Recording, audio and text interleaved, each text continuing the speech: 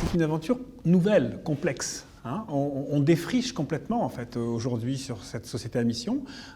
Je crois que le comité de mission a un rôle d'abord un rôle statutaire quand même, donc il faut revenir là-dessus quand même. Donc c'est la loi qui donne ce rôle-là, et donc le comité de mission doit vérifier que l'entreprise est bien en ligne avec ce qu'elle a dit qu'elle ferait, donc sa raison d'être, sa mission et ses objectifs de mission.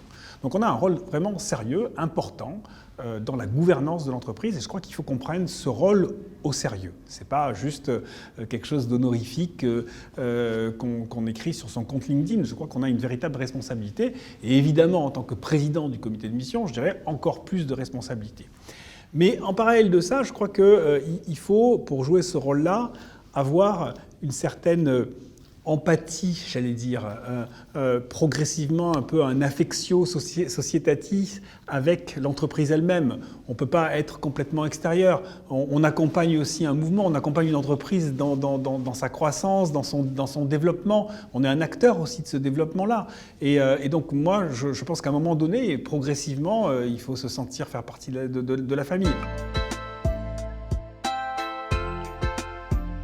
Je crois qu'il y a eu de ce que j'ai vu de l'extérieur, deux mouvements qui ont été permis par le comité de mission, enfin par la mission au sens large.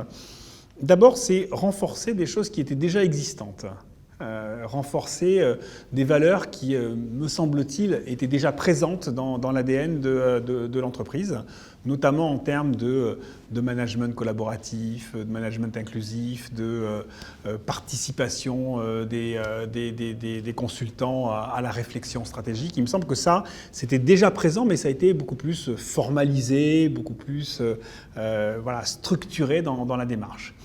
Et puis, ce qui est plus intéressant, plus difficile, c'est ce qui n'existait pas. Et ce qui n'existait pas, c'était une intégration systématique des questions de responsabilité, voire de développement durable, dans l'activité même de Columbus et dans l'ensemble de ses missions de consulting. Il y avait évidemment une partie de ça sur certaines missions, mais pas de façon systématique dans toutes les missions. Et ça, je comprend que c'est quelque chose qui est maintenant en train de se mettre en place. Et ça, c'est extrêmement encourageant parce que ça veut dire que du coup, la mission joue son rôle qui est un rôle transformatif.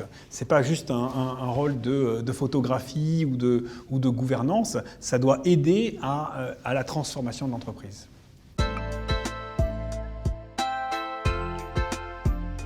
C'est facile pour aucune industrie aujourd'hui de se transformer. On est dans un monde extrêmement complexe qui est partout très lié au passé, en quelque sorte, à ce monde carboné qu'on connaît, très centralisé.